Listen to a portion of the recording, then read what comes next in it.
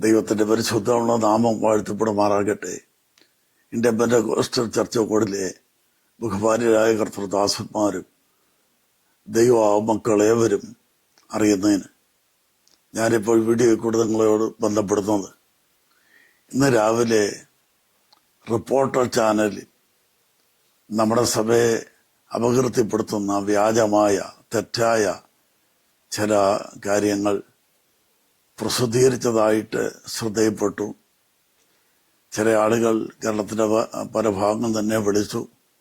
ഇതിന് വ്യക്തമായ മറുപടി സഭാജനങ്ങളെ അറിയിക്കണമെന്ന് ആവശ്യപ്പെട്ടു. റിപ്പോർട്ടർ ചാനലിന്റെ ഉത്തരവാദിത്തപ്പെട്ടവരെ ഞാൻ വിളിച്ചു. അവരെ കാര്യം ഞാൻ ബോധ്യപ്പെടുത്തിയിട്ടുണ്ട്. സംഭവിച്ച കാര്യം എന്താണെന്ന് ചുരുക്കമായി ഞാൻ പെട്ടെന്ന് പറയാം. നമ്മുടെ സഭയിലെ ഞാൻ കഴിഞ്ഞ 10 വർഷമായി പ്രസിഡന്റായിട്ടിരിക്കുന്ന ആളാണെന്ന് നിങ്ങൾക്ക് അവർക്ക് അറിയാമല്ലോ. 20 വർഷമായി സെക്രട്ടറി, വൈസ് പ്രസിഡന്റ് എന്നുള്ള നിലയിൽ ഞാനിരുന്ന് വർക്ക് ചെയ്ത ഓഫീസാണ് ഇപ്പോഴത്തെ IPC Kerala state council office. അത് 2005 സെപ്റ്റംബർ 27 ആദരണീയനായ കർത്താവിന്റെ ദാസ അന്നത്തെ ജനറൽ പ്രസിഡന്റ് ബഹുമാനിയായ പാസ്റ്റർ TS അബ്രഹാം അവറുകളാണ് പ്രാർത്ഥിച്ച് കേരള സ്റ്റേറ്റിന്റെ കൗൺസിൽ ബ്ലോക്കായിട്ട് വേർതിരിച്ച് നമുക്ക് വേണ്ടി സമർപ്പിച്ച് നൽകാനിടയായത്. അന്ന് മുതൽ കഴിഞ്ഞ ആഴ്ച വരെ ഞാൻ ആ ഓഫീസിലിരുന്ന് വർക്ക് ചെയ്തതാണ്. അതാ കഴിഞ്ഞ ചൊവ്വാഴ്ച ഞങ്ങൾ അവിടെ ചെല്ലുമ്പോഴാണ് ഓഫീസ് പൂട്ടിയിട്ടിരിക്കുന്ന വിവരങ്ങൾ അറിവാനിടയായി തീർന്നു. അങ്ങനെ ഞങ്ങൾക്ക് ഓഫീസിൽ പ്രവേശിക്കാൻ കഴിഞ്ഞില്ല. ബന്ധപ്പെട്ട അധികാരികൾ, പോലീസ് ഉദ്യോഗസ്ഥരെ ഞങ്ങൾ അക്കാര്യം അറിയിച്ചു. ഞങ്ങള് ആ ഓഫീസ് താമസിയാതെ തുറന്ന് കിട്ടുമെന്നുള്ള പ്രതീക്ഷയോടെ കാത്തിരിക്കുകയായിരുന്നു. ഓരോ ദിവസവും നമ്മുടെ ആളുകൾ ചെന്ന് നോക്കും, ഓഫീസ് തുറന്നിട്ടില്ല.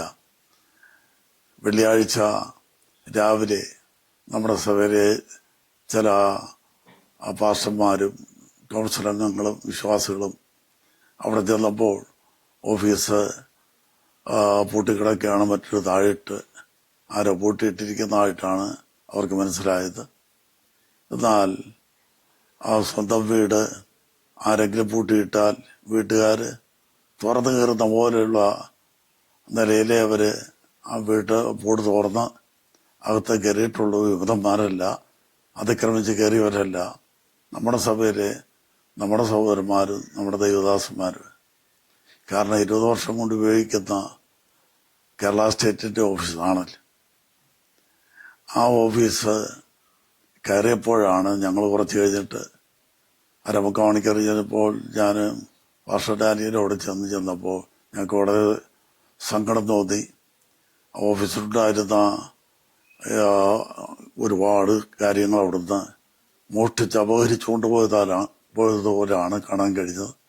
CCTV ക്യാമറകളെല്ലാം തകർത്തിട്ടിരുന്നു. അവിടെ ഉണ്ടായിരുന്ന നമ്മുടെ ഫോട്ടോസ്റ്റാറ്റ് മെഷീനുകൾ, അതുപോലെ നമ്മുടെ ഓഫീസിലെ ID കാർഡ് പ്രിന്റിംഗ് മെഷീൻ, ലാപ്ടോപ്പുകൾ, കമ്പ്യൂട്ടറുകൾ, ഓഫീസുമായി ബന്ധപ്പെട്ട ഒരുപാട് സാധനങ്ങൾ, ഓരോ റൂമും കുത്തു തുറന്ന് അതിനകത്തുണ്ടായിരുന്ന ഫർണിച്ചറുകൾ, ഓഫീസ് ടേബിളുകൾ, ചെയറുകൾ, ആളുകൾ വന്നായിരിക്കുന്ന കസേരകൾ, ഇങ്ങനെ ഏകദേശം 20 ലക്ഷത്തോളം രൂപ വരുന്ന സാധനങ്ങൾ, സഭയുടെ പ്രധാനപ്പെട്ട ചില റെക്കോർഡുകൾ, ഫയലുകൾ, ഇതെല്ലാം അപഹരിക്കപ്പെട്ടു നിൽക്കുന്നതായി കണ്ടപ്പോൾ വളരെ ദുഃഖവും വേദനയും തോന്നി. ഞങ്ങൾക്ക് അവിടെ ഇരിക്കാൻ പോലും ഒരു സൗകര്യം അതിനകത്തില്ലാത്ത നിലയിൽ എല്ലാം അപഹരിക്കപ്പെട്ടു. ഞങ്ങൾ പെട്ടെന്ന് ഇക്കാര്യങ്ങളെല്ലാം കാണിച്ച് പുലാട് ഉള്ള പോലീസ് സ്റ്റേഷനിലും തിരുവല്ല DYSPക്കും പത്തനംതിട്ട SP-ക്കും പരാതികൾ നൽകിയിട്ടുണ്ട്. അവർ സ്വീകരിച്ച് റിസപ്റ്റ് തന്നിട്ടുണ്ട്. അവർ അന്വേഷണം നടത്താമെന്ന് അറിയിച്ചിട്ടുണ്ട്. എന്നാൽ വളരെ സങ്കടകരമായ വാർത്തയാണ് വന്നിരിക്കുന്നത്. വിമതന്മാർ ആക്രമിച്ച് കയറി എന്നുള്ള വാർത്ത ശരിയല്ല, നിങ്ങൾ വിശ്വസിക്കരുത്. നമ്മുടെ ആൾക്കാർ നമ്മുടെ ഓഫീസിൽ നമുക്ക് കയറാൻ സ്വാതന്ത്ര്യമുള്ള ഓഫീസിൽ കയറിയതാണ് എന്നുള്ള കാര്യം അറിയിക്കുന്നു. അതിനെക്കുറിച്ച് പൊതുവായിട്ട് അറിയാത്ത ആളുകളുടെ അറിവിന് വേണ്ടി ഓർപ്പിക്കുകയാണ്. നമ്മുടെ സ്റ്റേറ്റ് കൗൺസിൽ ഓഫീസും ജനറൽ കൗൺസിൽ ഓഫീസും ഒരു ബിൽഡിങ്ങിലാണ്. അതിൻ്റെ വടക്കുവശത്ത് നമ്മുടെ ഓഫീസും അതിനോട് ചേർന്ന് ഒരേ ബിൽഡിങ്ങിൽ തന്നെ തെക്കുവശത്ത് ജനറൽ കൗൺസിൽ ബ്ലോക്കാണ്. എന്നാൽ ജനറൽ കൗൺസിൽ അവിടോട്ട് ആരും പോയിട്ടില്ല, ഹെഡ്ക്വാർട്ടേഴ്സിൽ അവിടെ ആരും പോയിട്ടില്ല. സ്റ്റേറ്റ് കൗൺസിൽ ഓഫീസിലേക്കാണ് കയറിയവർ കയറിയിട്ടുള്ളത്. അത് കയറാനുണ്ടായ കാരണം എന്ന് പറയുന്നത് വൈഫർക്കേഷനുമായിട്ട് ബന്ധപ്പെട്ട വിഷയങ്ങളൊന്നുമല്ല. അത് തെറ്റായ അറിയിപ്പാണ്. അത് കോടതി കിടക്കുന്ന കാര്യമാണ്, കോടതി വിചാരണ ഇരിക്കുന്ന കാര്യങ്ങളാണ്. അത് കയറിയത് അതിക്രമിച്ച് കയറിയവർ കയറിയതിന് ഒരു പ്രത്യേക കാരണമുണ്ട്. കാരണം കഴിഞ്ഞ ഇലക്ഷനിൽ ഞങ്ങളോടൊപ്പം നിന്ന് പരാജയപ്പെട്ട ചില ആളുകളാണ് ഇപ്പോൾ നമ്മുടെ ഓഫീസ് അതിക്രമിച്ച് കയറി അതിലുള്ള സാധനങ്ങളൊക്കെ അപഹരിച്ചുകൊണ്ട് പോയിരിക്കുന്ന അവരാണ് വാസ്തവത്തിൽ വിമതന്മാർ. അവരാണ് സഭയ്ക്ക് ദോഷിച്ചിരിക്കുന്നവർ. കൂട്ടിയിട്ടിരുന്ന ഓഫീസ് കുത്തുത്തോറനകത്ത് കയറി 20 ലക്ഷത്തോളം രൂപ വരുന്ന സാധനങ്ങൾ അപഹരിച്ചവരില്ലേ വിമതന്മാർ. അവര് ഇത്രയും ദോഷങ്ങൾ ചെയ്യാൻ കാരണം ജനറൽ സ്റ്റേറ്റ് ഇലക്ഷൻ നടത്താൻ വേണ്ടി സ്റ്റേറ്റ് കൗൺസിൽ കൂടി തീരുമാനമെടുത്ത് അത് ഇലക്ഷൻ കമ്മീഷൻ നിയമിച്ച് ഇലക്ഷന്റെ നോട്ടീസ് പ്രസിദ്ധീകരിച്ചു. കമ്മീഷൻ ഇലക്ഷൻ വിജ്ഞാപനം പുറപ്പെടുവിച്ചു. ന്യൂസ് പേപ്പറിൽ സംബന്ധിച്ച അഡ്വർടൈസ്മെന്റ് കൊടുത്തു.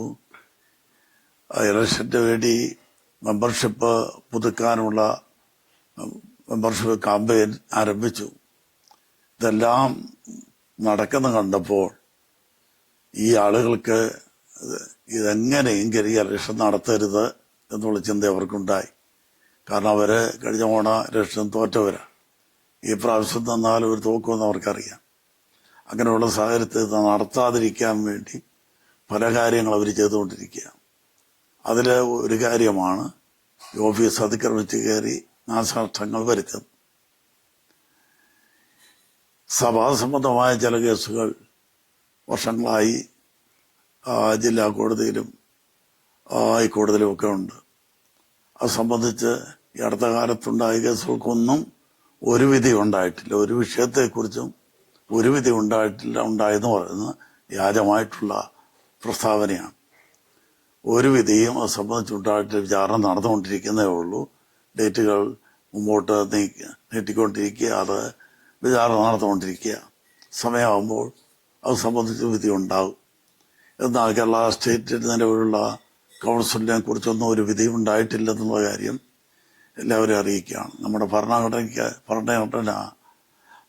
നമ്മൾ ഭരണഘടന ഗവൺമെന്റ് അപ്രൂവ് ചെയ്തിരിക്കുന്ന സർട്ടിഫൈ ചെയ്തിരിക്കുന്ന ഭരണഘടനയാണ്. ആ ഭരണഘടന അനുസരിച്ചാണ് നമ്മുടെ ഇലക്ഷൻ വിജ്ഞാപനം പുറപ്പെടുവിച്ചിരിക്കുന്നത്. ആ ഭരണഘടന അനുസരിച്ച് ഇലക്ഷൻ നടത്തുന്നതിനോടും ഈ ആളുകൾക്ക് വിരോധമുണ്ട്. ഇതൊക്കെയാണ് അവരുടെ പ്രകോപനങ്ങൾക്ക് കാരണമായിരിക്കുന്നത്. കാരണം നമുക്ക് സർട്ടിഫൈഡ് ഭരണഘടന ഗവൺമെന്റ് ഇത് കിട്ടിയത് വിപരീതമായൊരു ഇലക്ഷൻ വേറെ ഭരണഘടന വെച്ച് നടത്താൻ സാധ്യമല്ലല്ലോ, നടത്തി അതിന് നിയമസാധ്യതയില്ലല്ലോ. അതുകൊണ്ട് നമുക്ക് 2022 ഭരണഘടനയോട് യാതൊരു വിരോധവും ഇല്ല. അത് നല്ല ഭരണഘടന തന്നെയാണ്.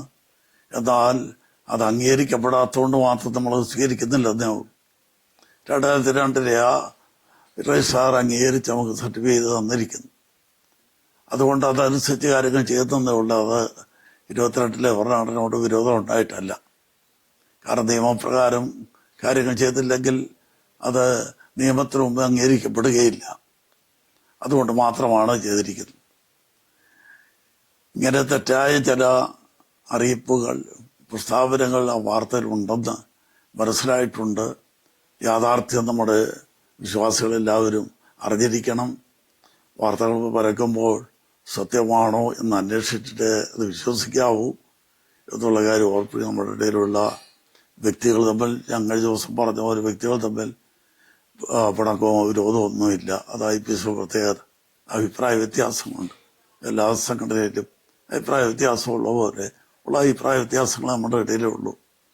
അഭിപ്രായ വ്യത്യാസങ്ങൾ ഇത്രയും വലുതാക്കി കൂട്ടുകൊണ്ട കാര്യങ്ങളൊന്നുമില്ല. അഭിപ്രായ വ്യത്യാസങ്ങളൊക്കെ പറഞ്ഞു തീർത്ത് പോകേണ്ട കാര്യങ്ങളാണ്. അതിന് പലരും തയ്യാറാകാത്തതുകൊണ്ടാണ് നടക്കാതിരിക്കുന്നു. ഇവിടുത്തെ യുവാക്കൾ പ്രത്യേകം പ്രാർത്ഥിക്കുക. വളരെ ഈ ദിവസങ്ങളിൽ സഭയായിട്ടും വ്യക്തികളായിട്ടും ഉപവസിച്ചും അല്ലാതെയൊക്കെ വളരെ ആത്മാർത്ഥതയോടെ സഭയുടെ ഐക്യതയ്ക്കും സമാധാനത്തിനും സഭയുടെ പുരോഗതിക്കും വേണ്ടി, നിലനിൽപ്പിന് വേണ്ടി ആത്മാർത്ഥതയോടെ പ്രാർത്ഥിക്കേണ്ട ഒരു സമയത്ത് നമ്മൾ വന്നെത്തിയിരിക്കുകയാണ് എന്നുള്ള കാര്യം ഞാൻ സ്നേഹത്തോടെ നിങ്ങളെ ഓർപ്പിക്കുകയാണ്. എനിക്ക് ഞാൻ കഴിഞ്ഞ ദിവസം പറഞ്ഞ പോലെ എനിക്ക് പ്രതീക്ഷയുള്ള ആളാണ്. IPCയുടെ ഇന്നത്തെ സ്ഥിതിയെല്ലാം മാറി. ദൈവം നമുക്ക് കഴിഞ്ഞ കാലങ്ങളെക്കാൾ പൂർവ്വകാലങ്ങളെക്കാൾ ശ്രേഷ്ഠമായ നിലയിലുള്ള ഒരു ഉയർച്ചയിലേക്ക്, പുരോഗതിയിലേക്ക്, അനുഗ്രഹത്തിലേക്ക്, ഐക്യതയിലേക്ക് സഭയെ നയിക്കുമെന്നുള്ള പൂർണ്ണ വിശ്വാസമുണ്ട്. ഞാനതിനു വേണ്ടി ഉപവസിക്കുകയും പ്രാർത്ഥിക്കുകയും ചെയ്യുന്ന ഒരു എളിയ ദേവദാസനാണ്. ആയതുകൊണ്ട് നമുക്കെല്ലാവർക്കും കൂടുതലായി പ്രാർത്ഥിക്കാം, കൂടുതലായി സഭയുടെ ഐക്യതയ്ക്ക് വേണ്ടി ആഗ്രഹിക്കാം. ദൈവമായ കർത്താവ് നിങ്ങളേവരെയും അനുഗ്രഹിക്കട്ടെ എന്ന് പ്രാർത്ഥിക്കുന്നു. Thank you.